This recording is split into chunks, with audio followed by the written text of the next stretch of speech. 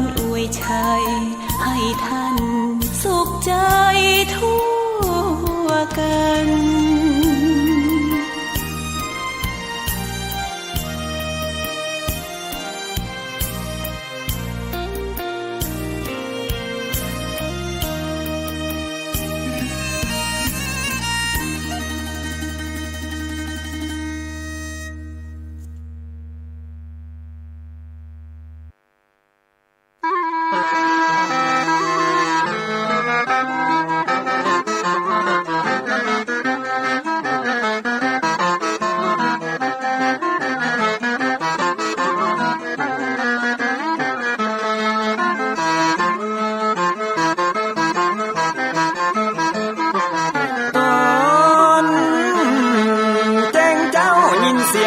ขันก่อนพี่ตะวันจะขึ้นขอบฟ้า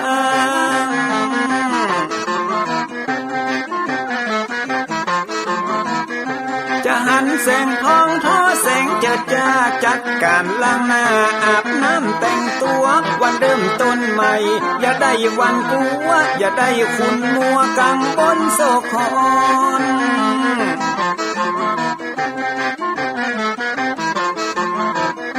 อย่าเอาน้ำขุ่นมาขังคอนอย่าเอาน้ำฮ้อนมาลวงหัวใจฮ้อนอ้วมอารมณ์ขุ่นคองมาตอนรับวันใหม่นี้น้องของได้น้อมเอานำทำคำสอนของพระชินวรประเสริฐเลิศล้ำ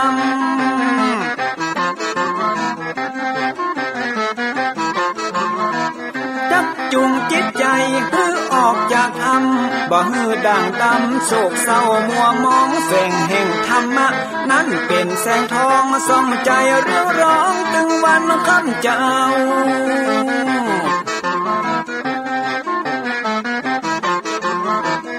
เอาศีลมานำเอาธรรมมาเฝ้าเพื่อจิตใจเฮา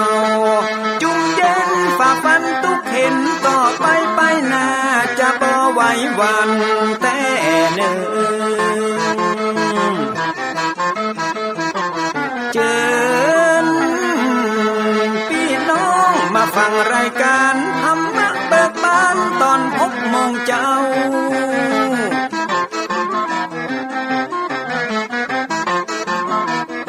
ฟังธรรมปืนเมืองอันเป็นแบบเบาท่านพระครูวิสิทธิ์ศิลาภรณ์ตั้งใจเจ้าคณะตำบลป่าแดดนอนในเจ้าอาวาสวัดวังสิ่งคำตนนี้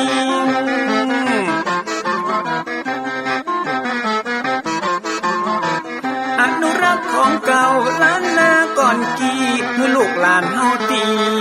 เกิดมาด้วยกันรักษาของดีเก่าเกือได้อยู่กู้ถิ่นล้านนาฟังทำแล้วของแผ่วจิตใจเหมือนป่าอยู่ในนาทีนั้นนาม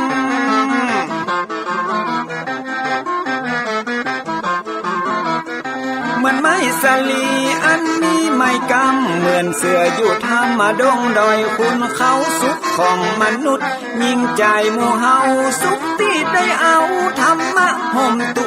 ม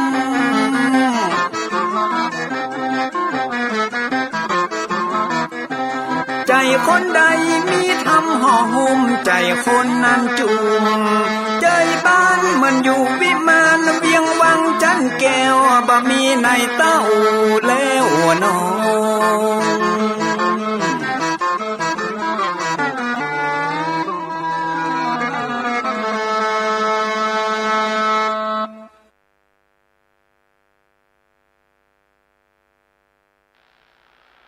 ขอยกมือ10 นิ้วกราบนบนอบน้อมอย่างพระติรัตนะแก้วเจ้าตั้ง3 ประการอันมีพระพุทธเจ้าพระสัทธรรมเจ้าพระสังฆเจ้าอันเป็นสรณะที่เปิ่งที่เคารพนับถืออันสูงสุดในชีวิตกราบคารวะแตบไตไวสาปุญญาปารมีธรรมพระเดชพระคุณหลวงปู่พระธรรมมังคลาจารย์ที่ปรึกษาเจ้าคณะภาค7 เจ้าอาวาสวัดพระธาตุเจ้าสี่จอมตองพระอารามหลวงพระเดชพระคุณหลวงพ่อท่านเจ้าคุณพระเทพโกศลที่ปรึกษาเจ้าคณะภาคเจ็ดเจ้าอาวาสวัดศรีโสดาพระอารามหลวง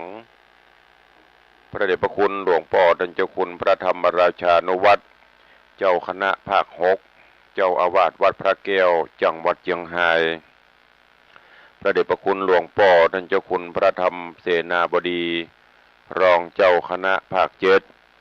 เจ้าอาวาสวัดพระบรมธาตุเจ้าดอยสุเทพพระเดชพระคุณหลวงพ่อท่านเจ้าคุณพระเทพปริยัติเจ้าคณะจังหวัดเชียงใหม่เจ้าอาวาสวัดเจ็ดยอดพระอารามหลวงจังหวัดเชียงใหม่พระเดชพระคุณหลวงพ่อท่านเจ้าคุณพระเทพสิทธินายกท่านเจ้าคณะจังหวัดเชียงรายเจ้าอาวาสวัดพระสิงห์จังหวัดเชียงรายพระเดชพระคุณหลวงพ่อท่านเจ้าคุณพระราชสิงหวรมุนีรองเจ้าคณะจังหวัดเชียงใหม่เจ้าอาวาสวัดพระสิงห์วรมหาวิหารจังหวัดเชียงใหม่ตลอดจนพระมหาเถรานุเถระเจ้าคณะพระสังฆาธิการภิกขุสงฆ์สามเณรจุตนจุองค์ด้วยความเคารพเจริญสุขเจริญปอนปออกไม่ออกสถานบุญสันนิบาตตานเข้าจุหนุ่มเท่าใจยิงวันนี้ก็ขอน้อมต้อนรับทุกท่านเข้าสู่รายการมรดกธรรมกำเมืองทางสถานีวิทยุกระจายเสียงพระพุทธศาสนาแห่งชาติและสังคมคลื่นเพื่อการศึกษาพระพุทธศาสนาและวัฒนธรรมออกอากาศที่สถานีวิทยุวัดฝ่ายหินตำบลสุเทพอำเภอเมืองจังหวัดเชียงใหม่ในระบบคลื่นความถี่ FM 104.50 เมกะเฮิรตซ์สถานีวิทยุวัดหนองกายตำบลสันปะยางอำเภอแม่แตงจังหวัดเชียงใหม่ออกอากาศในระบบคลื่นความถี่ FM 99.75 เมกะเฮิรตซ์สถานีวิทยุ CM77 วิทยุอินเทอร์เน็ตล้านนาออกอากาศในระบบคลื่นความถี่ FM 97.5 เมกะเฮิรตซ์สถานีวิทยุพระพุทธศาสนาจังหวัดเชียงรายออกอากาศในระบบคลื่นความถี่ FM 99.50 เมกะเฮิรตซ์พร้อมนี้ก็มีวิทยุชุมชนเสียงตามสายห่อกระจายข่าวตลอดจนพี่น้องญาติโยมสาธุชนที่รับฟังสัญญาณอยู่ต่างอินเทอร์เน็ตรายการนี้ดำเนินโดยอาตมาภาพพระครูวิสิตศรีลาภรณ์เจ้าคณะตำบลป่าแดดเจ้าอาวาสวัดวังสิงห์คำตำบลป่าแดดอำเภอเมืองจังหวัดเชียงใหม่เป็นผู้ดำเนินรายการก็ได้น้อมนำสารธรรมคำสอนแบบพื้นบ้านล้านนาในรายการมรดกธรรมกำเมืองมาพบมาปะญาติโยมสาธุชนเป็นประจำกุวันก็เจริญปอนญาติโยมทั้งหลายตั้งอกตั้งใจสดับรับฟังต่อไปณโอกาสบัดนี้นะโมตัสสะภะคะวะโตอะระหะโตสัมมาสัมพุทธัสสะสัทธะโวฟังลาโสตุจนะสัพพุริสะตังหลายตั้งยิ่งใจมวลหมู่อันทาอยู่ดาฟังยังรัสธรรมเทศนาคันทะขาตากะพัญญาขังคากมาถึงยังผูกทวนตี13ตอนปลายและ14แล้วนาขอเจิญมวลหมู่ศรัทธาจุงติดตามถ่อมทาได้ฟังต่อไปนานี้และนาในกาลละนั้นนาตังพญาแทนเจ้า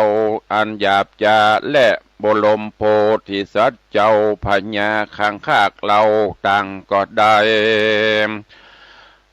ใจทางก่อนใดลบลากันโดยสัพปะสิปะกุลมนยำต่างๆธนาแทนบาปเศร้าจังไรก็สวาดไปแถมโสดมนนั้นลวดเป็นฝนตกลงโหนต่ำไตเป็นน้ำใหญ่ไหลนองปูมเปลือกปองละลาดแห่งขนาดนำนาปัดโยธาหนุ่มเท่าแห่งนอพระเจ้ามุนีไหลตามนาตีน้ำกวางตังมาจ้างปังไป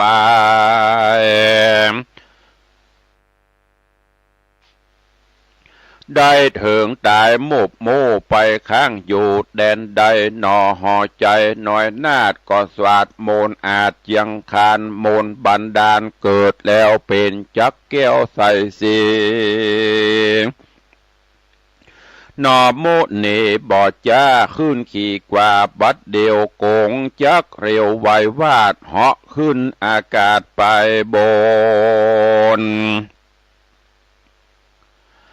แวดเวียนโบนไปควายแล้วลงเกิดน้ำใหญ่สากรเป็นเกาะดอนเหือดแห่งไปจุแห่งบัดเดียวก็มีหันและนาอันว่าพญาข้างคากหันโยธามากบำไวจ้างปังไปมาเกี้ยวอันตายแล้วมวยมางเลือดดูกังใหญ่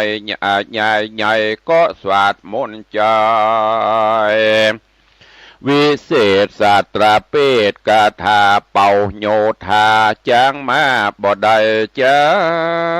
สับปันก็ภายพันปีกฟื้นรีบลุกขึ้นสะโซ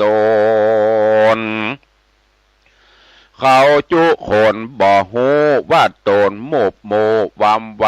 ดังลับตายนั่นใส่ฟันไปไข่อาณาเผื่อหูมาก็ตื่นบ่แจงชื่นใจตนเขาจุคนหนุ่มเท่าต่างก้มเกลาอันจุรีไว้หนอมุนีน้อ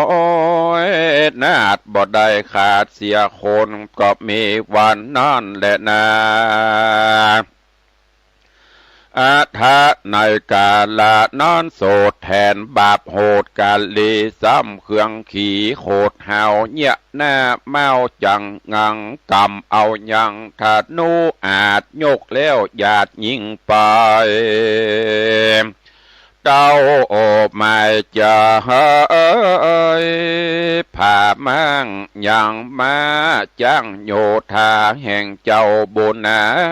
ขังคากลูกธนูหากพัดผ่าน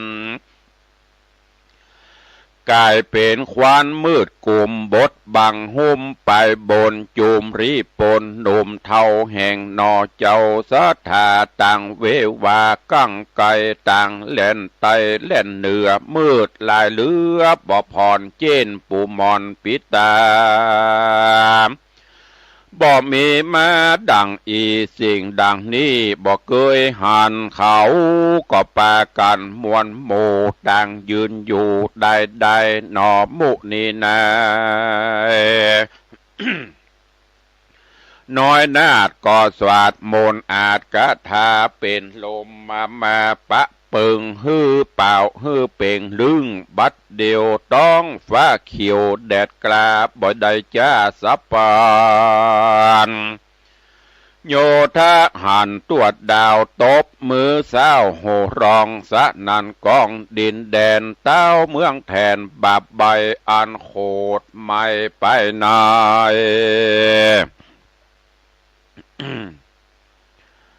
ก็ยิงธนูไปบอดจะไม่จักขาดหนอมุนีลูกสอนดีไววาดคืนอากาศไปบนตกลงหนต่ำไตเป็นไฟใหญ่มาไม่พระผาปุนกลัวควันไฟมัวพับจอดบ่หันรอดไปใดโยธานในม้วนหมู่ไหลหลังลูเรียวปันติ้วน้ำกันหดราดไฟบ่ขาดดับหายยิ่งเอาน้ำลายหดใส่ไฟยิ่งไม่เหลือแห้ง เปลวไฟแดงตั้งขึ้นตั้งแต่ปื้นถึงบนจุมรีปนหนุ่มเทาฮ้อนไม่เอาเลือไหลเหือใครไหลใหญ่อาบย้อยดากราดกร้อยเป็นผีนอบโมนีดหน่อยนาดก็สวาดมนต์อาจเป็นฝนตกลงโหนต่ำไตดับไฟใหญ่บัดเดียวก็มีหันและนา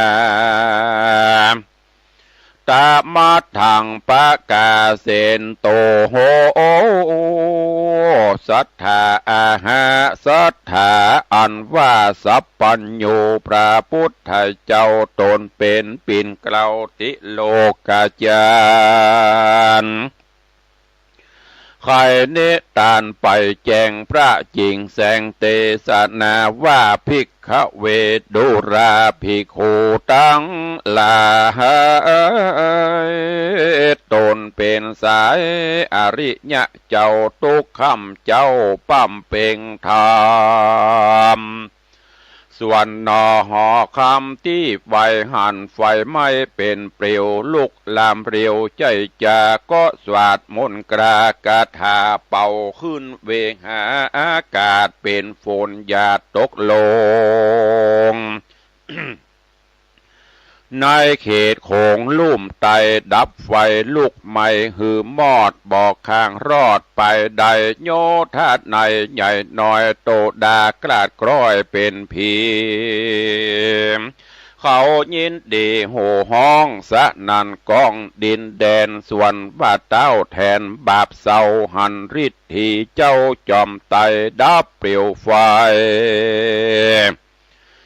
นั่นได้เต้าบาปใบสะตานกึดผ่านยานเข่งคำแสงจะทำอำมาตโยธาอาจรีโปนอันพาโจรรบผาพ่องถูกดาบดาตายว่าดูราด้านต่างลายเฮ้ยหนุ่มเท่าเฮานี่เล่าภาพสู่กับคนมวลหมู่ลุ่มฟ้าเจ้าโลกลามนุษย์สามบัดนี้นะเฮานี้สมควรที่ยังผ่อนหืออิดอ่อนหายนี้หรือจักตีตาต่อจุงกึดพอยาวไปเป็นสันใดจุงกล่าวหือหูข่าวตามมีแดดเตอะเมื่อนั้นแทนตั้งหลายใหญ่น้อยก็ตอบถอยขี้ยาว่าข้าแด่มหาราชเจ้าผู้เป็นเก้าปุรีเฮากวนดีภาพสู่ฮือได้หูเป็นตายรีปนหลายพร้อมทาเขาตอดตาพระโจรบ่ถอยโหนป้ายการบ่พันยานกลัวตายเต้าผีพรายยศอาจกันอำมาตโยธาไขขี่ยาตอบตาถอยยินต่ำก้อยมองขีย้อนมนตนมีนั่นใส่ย่อมการใดเป็นตราดังหันมานั่นเล่าแทนบาปเศร้าหักหูว่ากันภาพสู่พระโจรนอตาสะปนน้อยนาดมีมนอาจเหลือหลายกูย่อมตายมวยมั่งบ่เหลือข้างโยธาเหตุนั้นนาอย่าจ้าหือเสนามาใจหันนำลายสันไปกล่าวใครจะข่าวเรียวไวเต้าใจไฟหาวหาดก็โอกาสขี้ยา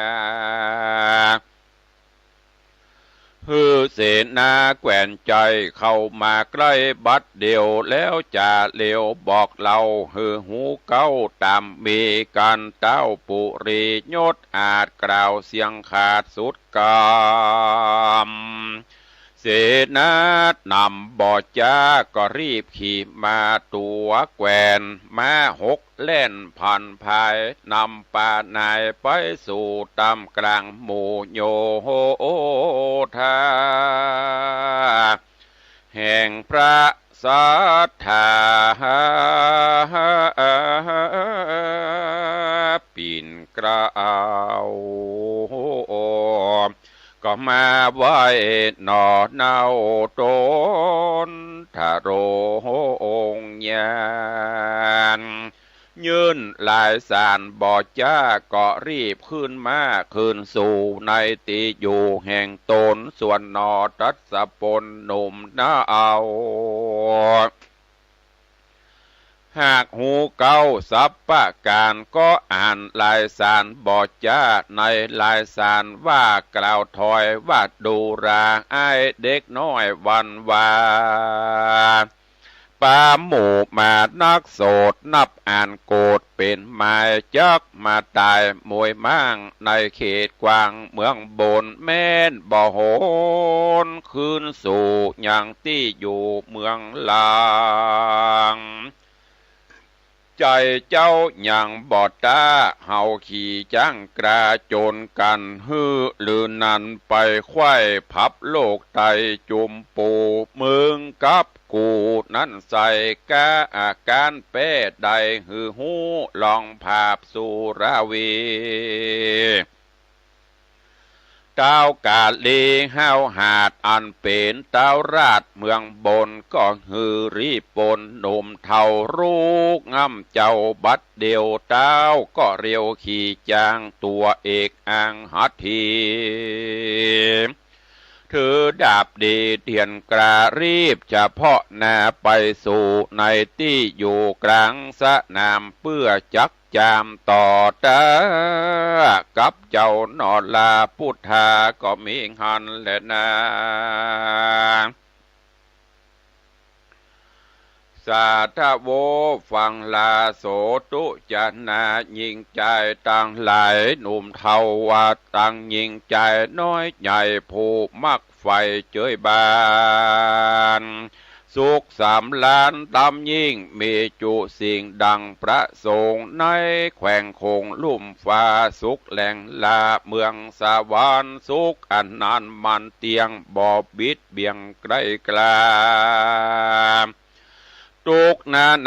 ดับฮอดคือสุขสุดยอดเนรปานสุข3 ประการนี้สายเฮาจักได้ดังมา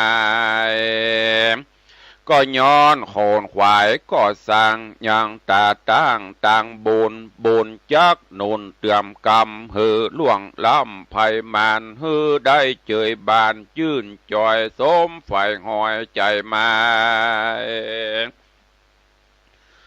การต่างหลาย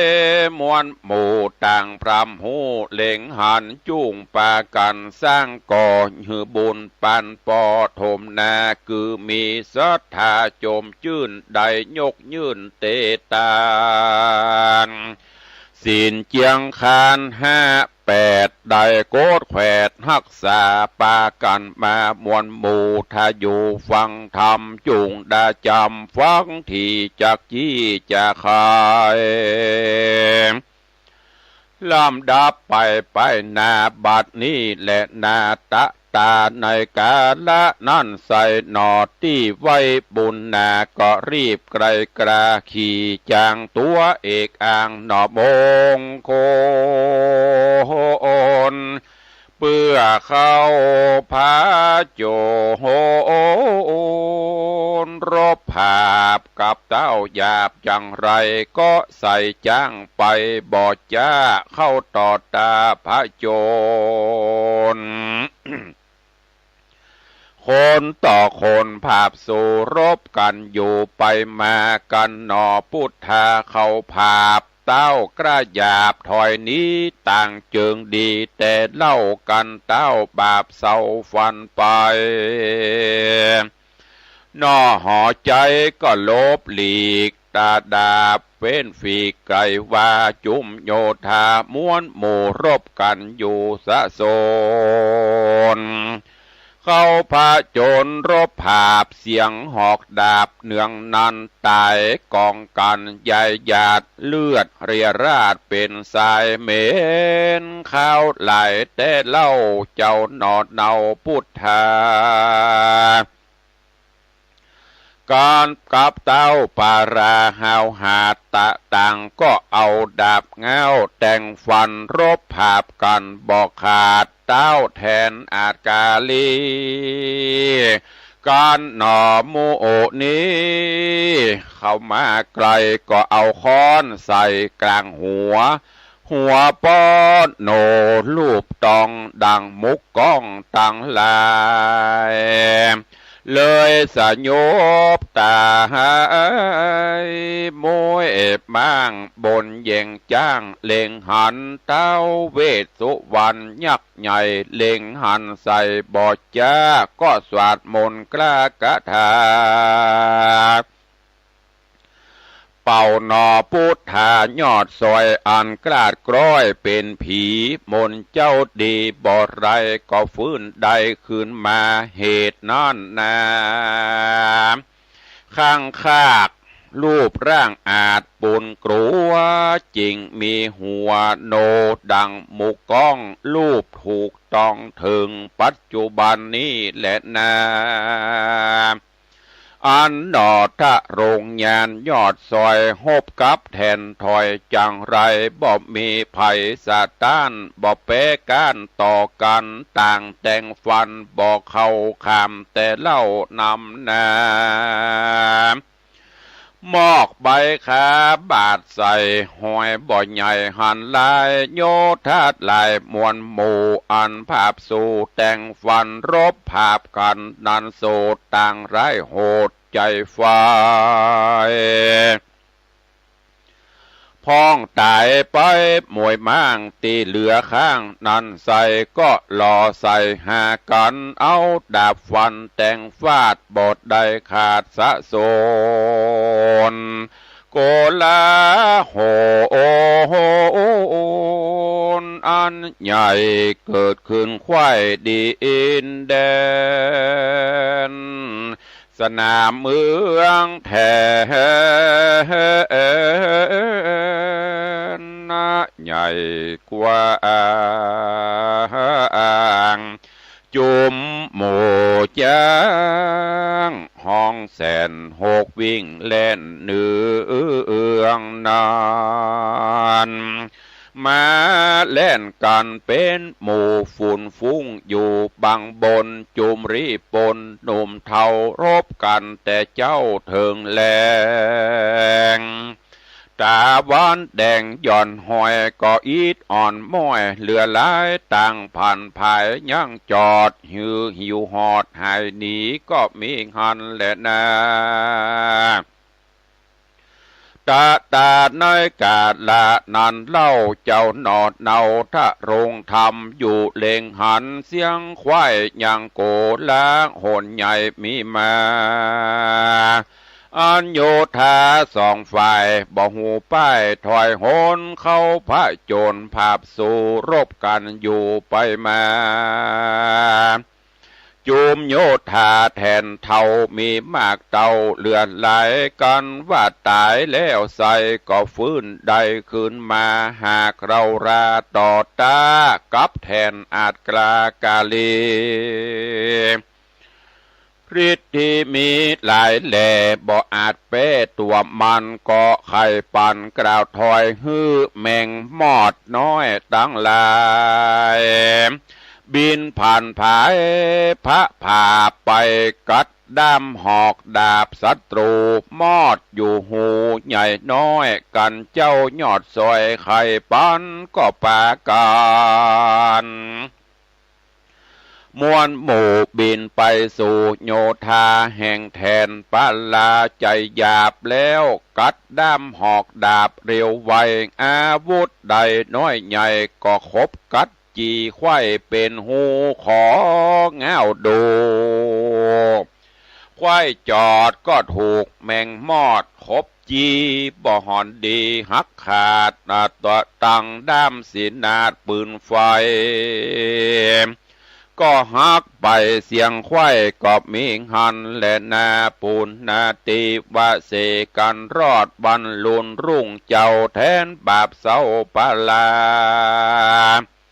ก็ฮือโยธามวลหมู่ลูกภาพสู้เร็วปันเขาปะกันบอดจ้าถือดาบกระเร็วไวต่างสงสัยบอดน้อยอันด้ามดาบหักย่อยเป็นพ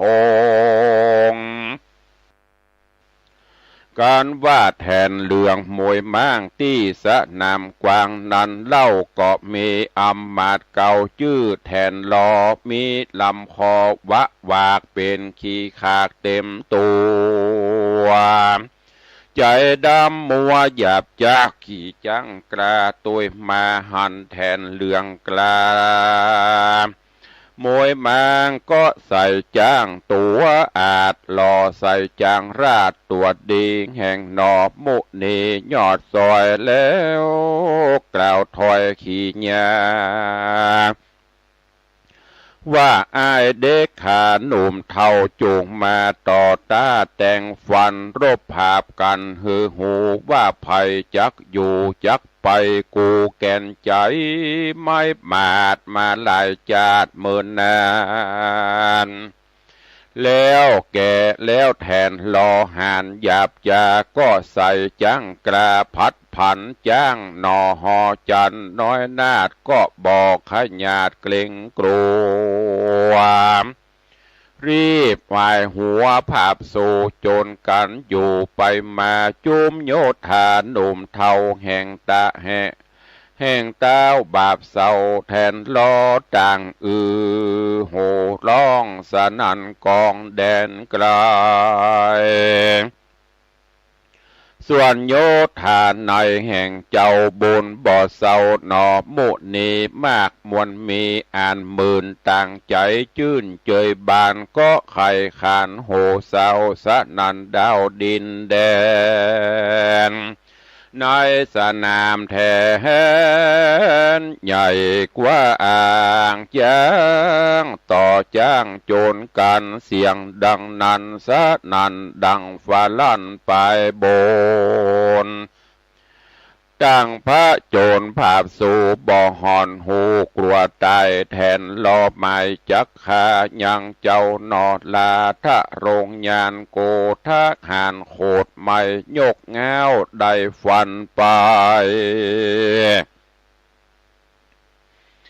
เจ้าห่อใจลบหลีกฮือเงาฝีกบัดเดียวแล้วรีบเร็วฟังเฝ้ายกดาบเงาฟันค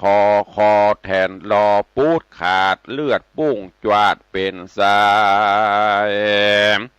แทนรอตายมวยม้างตกจากจ้างลงสู่ในที่อยู่ปัททวีมันเยะบอดดีหลายหลากบาปจากลากตัวมันฮือภายผันตกตอดลงสู่รอดอบายสะเบยตุกลายเรือแลบ่เวียนแว่คืนวันภิกขเวทโดราภิกขุตั้งหลายตนเป็นสายอริยจาตละเสียงขาดตันหาอันว่าเทวตัดนั่นนาหยาบจ้าบ่หือน้ำฟ้าสายฝน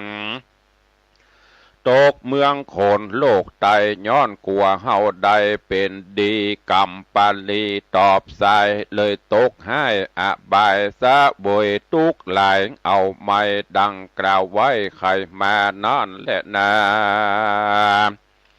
ตามาทางปะกาเซนโตโห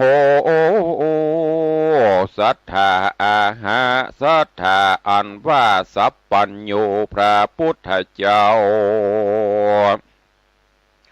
ตนเป็นปิ่นกล่าวติโลกาจารไขนิทานไปแจงพระจริงแสงเตสนาวาภิกขเวทดูราภิกขุตั้งหลา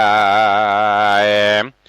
ตนเป็นสายอริยจาตละเสียงขาดตันหาส่วนเจ้าบุญนาดอดเนาบุญบ่อเศร้าหนอมุนี การแทนล้อตายนี้ความนาก็มีเต้าบาปกราปลาใสจ้างมาภาพสู่ก็จนกันอยู่เมินนานจ้างไปสานสองไฟบ่หูป้ายถอยหนีต่างแห่งดีบอดหน่อยบอดตกถอยหนีหายจ้างปังไปแทนราดงาหักขาดกลางโหนบ่อาจพาโจโอโหนภาพสู้โอก็ถอยหลังอยู่ไปมาจ้างหน่อพูดทาบุญใหญ่ก็รุกไล่ตัวไปจ้างเต้าจังไรมันกลัวก็ไวหัวบอดจะรีบเฉพาะนาเล่นนี้หน่อมุนียอดซอยเกิดร่ำถ้อยไปมาว่าโตนเรารานี้เล่าป่าอำมาดเก้ารีบนมาเมืองบนจันฟ้าเพื่อต่อตารบภาพกับแทนยาปารารบกันมาหลายหลากเดือนหนึ่งหากยังไปรีปนตายนักโสดนับอ่านโกดเป็นตราซึกนี่นาบ่อไร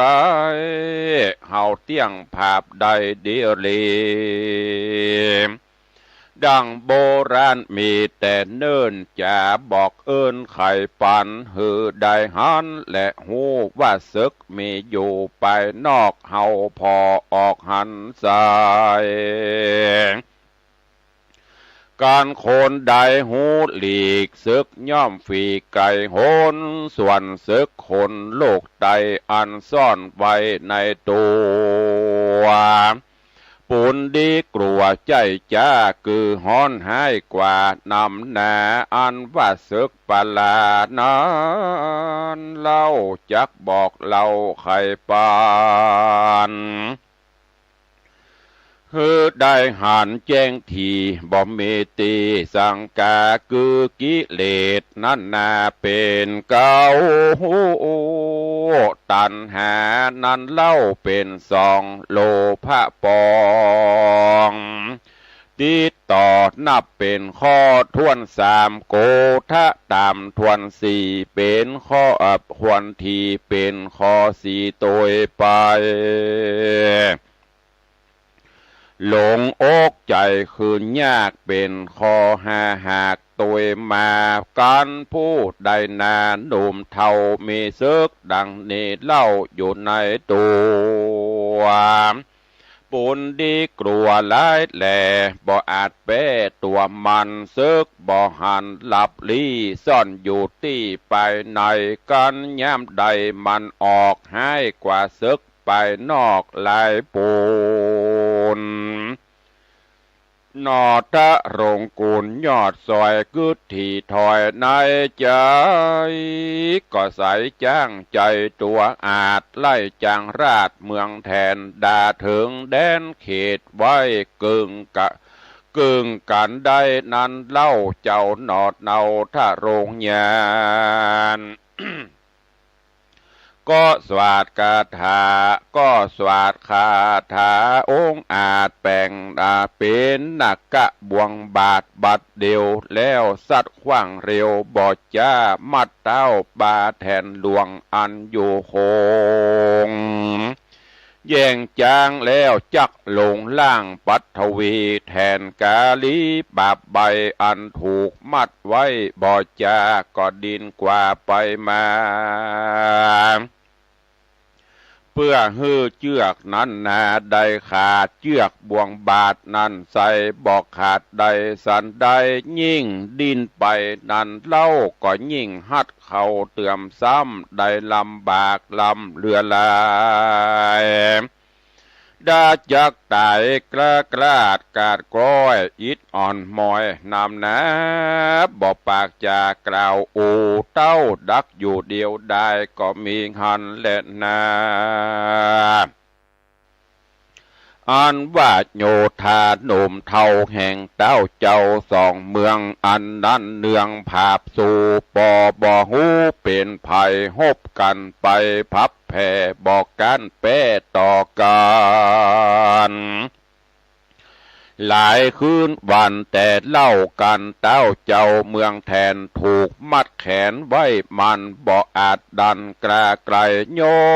ธาในน้อยใหญ่หูเสียงไข้เล่งหานก็ปากันบ่เจ้าแตกตื่นกว่าสะสนรีบถอยโหนขึ้นสู่ยังที่อยู่ปุรีเล่นกันนี้สะสาวพ่องล้มเต้าวำวายเขากลัวตายมวยมอดกันไปรอดถึงเมืองอำมาตย์เรื่องผู้ใหญ่อันใส่ไว้ต่างตาก็ย่อมือขวาสูดศอกจี้แจ้งบอกกำไปว่าฮือฮับประตูใจอย่าเจ้าเหี่ยวสึกกระตุยมาอย่าละสาปะมาดละอย่าละเว้นขาดเว้นยา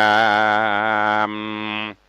จิไฟตามแจงส่องไว้ตามจ้องกองต่างตามหอขวางน้อยใหญ่มียามไว้หักษาโจมเศษนาหนุ่มเท่าฟังอำมาตย์เก้าไข่ปันก็ป้ากันตั้งหมู่ปฏิบัติอยู่บัดเดียวก็มีหันและนาตาในกาละนันเล่าอำมาตย์เก้าต่างตาตั้งโยธามวลหมู่กันมาสู่เวียงใจก็กระไกรบ่จะปล่อยจางมาสะสนเครื่องครัวตนละไว้ตามต่างไตมักกาก็มีวงสาพี่น้องอันเกี่ยวของกับตนรีบเรรนฮับต้อนส่วนนางน้อยอ่อนพระลิญญาอันมีสามีกากลิ่นกู้ก็ป้าไปสู่เฮือนตนกำกลางวนจ่องหอยก็กราดกร้อยหนีหายย้อนผัวบดตายพรากนาได้ปีกกว่าขึ้นมาเจ้าพระจาใหญ่น้อยต่างกล่าวถอยจะทำใครฮือใครหูความสันทีถึงอันตี้ภาพสู่กับมวลหมู่เจ้าไตว่าจากมีไผ่มวลมวยมอดบ่ได้รอดคืนมาเขาก็จะบอกเล่าตั้งแต่เก้าสุดไปว่าไผ่บดตายมุบมูได้คืนสู่จุคนยังแต่ตนเต้าราดลุถูกนาคาบวงบาทมัดไว้ออกบดได้เป็นตรา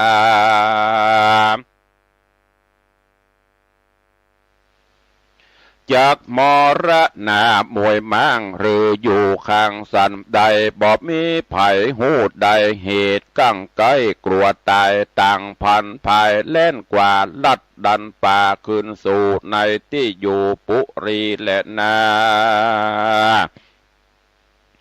จังสุดว่าในกาละนันนาเล่าแทนหนุ่มเท่าต่างหลายต่างยิงใจมวลหมู่กันเขาหูขี้แยมว่าตนเราราชาเต่าราชถูกมัดคาดเอาไปต่างมีใจ